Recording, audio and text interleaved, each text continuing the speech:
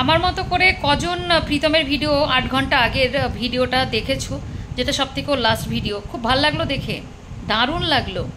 প্রীতম যাই হোক, আমি কিন্তু কাঁদছি না, মানে আমার একটা অন্য কারণে আমার কষ্ট হচ্ছিল। যাই হোক, ভিডিওটা দেখে দারুণ লাগলো, দারুণ লাগলো। তোমাকে সবাই সব কিছু বললো, সব কিছু শুনলে, সব কিছু। আমি কখনো কারোর হয়ে কথা বলিনি, আমি নিরপেক্ষ থেকে কথা বলেছি। যার যখন যেটা অন্যায় হয়েছে আমি কথা বলেছি।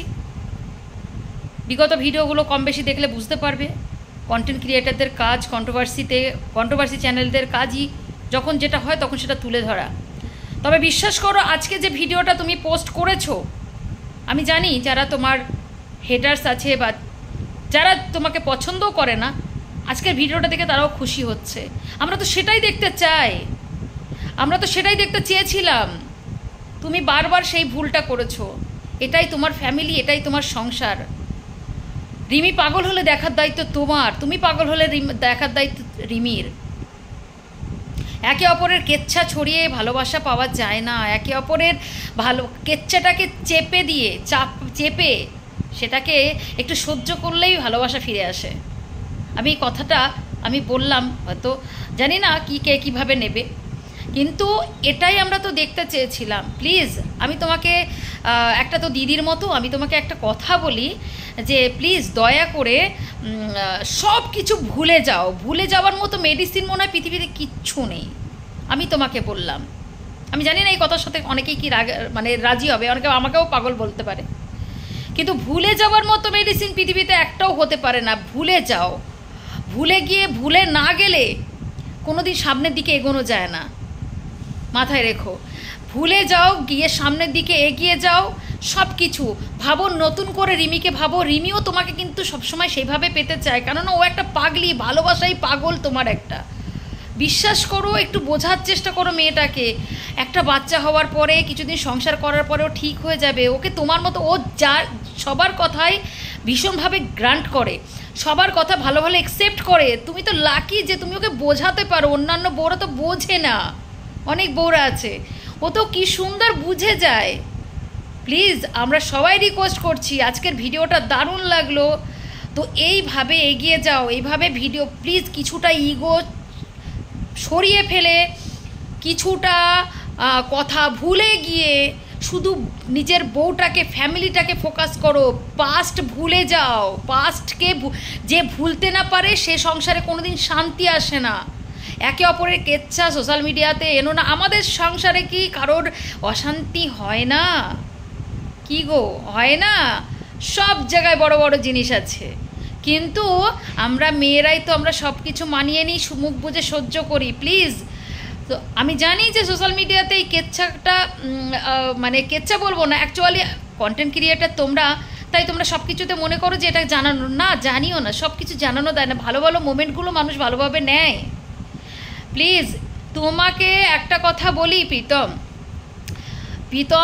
ফিউচার তোমার রিমি, একটা কথা শুনে রাখো। আমি শুধু বুঝতে পারি না, আমার প্রশ্নটা আমি করছি যে একটা মেয়ে যখন বিকলাঙ্গ হয়ে যায় তাকে টানার মতো, তাকে ক্যারি কিন্তু একটা হাজব্যান্ড করে না, খুব কম সংখ্যক। আমি সব ছেলেদের বলছি না, এমন ছেলে আছে যারা শেষ অবধি একটা বউকে টেনে যায়। কিন্তু একটা বউকে দেখাও তো যার বিকলাঙ্গ স্বামীকে কিভাবে ক্যারি করে, কিভাবে ভিক্ষা করে, লোকের বাড়ি কাজ করে, কিভাবে বাইরে কাজ করে স্বামীকে বাঁচায়।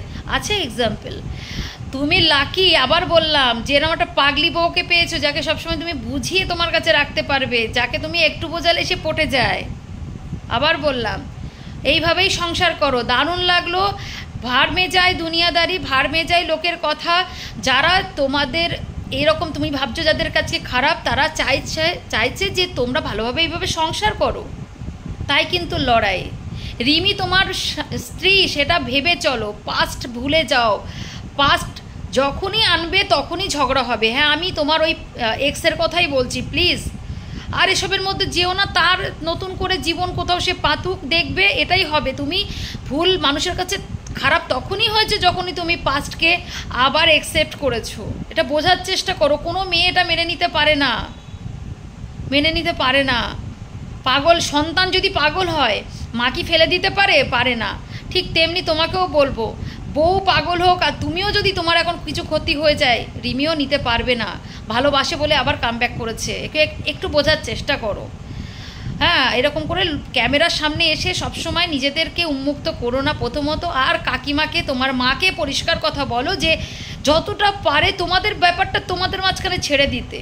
বড় হয়েছো, বিয়ে যদি করেছো তো তোমার একটা নিজস্ব সিদ্ধান্ত আছে, আর নিজস্ব একটা সব কিছু না বাউন্ডারিজ থাকে। যখনই সেই বাউন্ডারিজের বাইরে মানুষ চলে যায়, সেটা কিন্তু আমি সবসময় বন্ধুত্বপূর্ণ একটা, আমি কিন্তু শাশুড়ির কথা বলছি।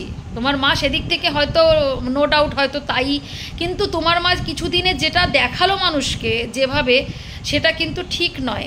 তো একটু বলো কাকিমাকে, বোঝাও কিছুদিন একটু দূরে থাকতে ছেলে বউয়ের কাছ থেকে, একটু দূরে বলতে তাদের একটু স্পেস দিতে। সবসময় ইন্টারফেয়ার করাটা ঠিক নয়। থার্ড পার্সন শুধু পাবলিক হয় না, থার্ড পার্সন ঘরের কিছু মানুষও হয়। আমি মা বাবাকে থার্ড পার্সন এই কারণেই বলছি, যখন স্বামী স্ত্রীর মধ্যে কোনো ঘটনা ঘটে না, দেখবে আমে দুধে মিশে যায়, আটি আদারে যায়। একটা টাইম কিন্তু ওই শাশুড়ি, আমার শাশুড়ি যেরকম ঝগড়ার মধ্যে, বিশ্বাস করবে না তোমরা, চলে যেত।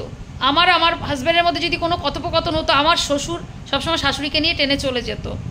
অ্যাকচুয়ালি উচিতও সেটাই, কেননা কিছুক্ষণ দেখা যাবে যে আমাদের মধ্যে ঠিক হয়ে গেছে, ওনারা দুটো কথা বলে আমাদের কাছেই খারাপ হয়ে যায়, বা আমার কাছে, বিশেষ করে পরের মেয়েদের কাছে খারাপ হয়ে যায়। তো প্লিজ এগুলো না করাই ভালো, তাহলে সম্পর্কটা ঠিক থাকে। তো আমি এই কথাটাই আমি বললাম। দারুণ লাগলো ভিডিওটা। তো ওই বললে না যে কিছু মানুষের জন্য, কিছু মানুষের জন্য না, আমরা যদি ঠিক থাকি আমাদের সম্পর্ক কেউ ভাঙতে পারে না, এটা আমি মনে করি। তো তুমি আর রিমি যদি ভালো থাকো বা ঠিকঠাক থাকো, ভেতরে কেউ তোমাদের করতে পারে না। তোমরা একে অপরকে, রিমিকেও একই কথা বলবো যে কোনো কিছু হলে লাইভে না এসে বলতে। এই মুহূর্তে মানে যদি তোমাদের সম্পর্ক ভালো হয়ে যাওয়ার পরের কথা বলছি, যেহেতু একটা বিশাল ঘটনা ঘটে গেছে, হয়তো তোমার ইন্টারনেট জগতে তোমার কানেক্টেড থাকা খুবই দরকার, থেকো। কিন্তু তোমরা তোমাদের মতো করে ভিডিও বানাও, এন্টারটেন ভিডিও, তোমরা ঘুরতে যাচ্ছ, ভালোবাসছো, সব ঠিক আছে, কিন্তু কেচ্চা নিয়ে নয়, এটা ঠিক নয়। এ নিয়ে সংসার হয় না, জোর করেও সংসার হয় না, কারোর কথাতেও সংসার হয় না। একটাই কথা। তবে সবার শেষে আর একটা কথা আমার খুব বলতে ইচ্ছা করছে। তোমরা যারা সঙ্গীতাদিকে খুব খারাপ মনে করছো, আজকের অনেক ভালো ভালো স্পিচ ওনার শুনলাম, খুব ভালো, সব কথাই যুক্তিপূর্ণ কথাবার্তা, সব কটাতেই যুক্তি আছে, একটা কথাটা ফেলে দেওয়ার মতো না। আমিও সংসার করি, আমার সংসার লাইফ অনেক দিন হয়েছে, তাই সেই এক্সপিরিয়েন্স থেকে আমিও বলবো, যারা চেয়েছে তোমাদের সংসার বাঁচানোর জন্য চেয়েছে, কিছু মানুষ হয়তো চায়নি, তাদের তোমরা বুঝে গেছো এতদিনে, তাদেরকে ফেলে দাও, সামনের দিকে এগিয়ে যাও। আশা করি বুঝতে পারছো। আজকের এইটুকু দিয়েই বললাম, বাকিটা পরে আবার বলবো। অনেকটা বড় ভিডিও হয়ে গেল। অবশ্যই কমেন্ট সেকশনে তোমাদের ওপিনিয়ন অবশ্যই জানিও। সবার শেষে বলবো, সঙ্গীতাদি দারুণ উদ্যোগ নিয়েছে। সত্যি প্রত্যেকদের মেয়েদের সাথে যেগুলো ঘটছে ঠিক নয়, দারুণ প্রত্যেকটা কথা ভালো লেগেছে, খুব ভালো লাগলো আমার।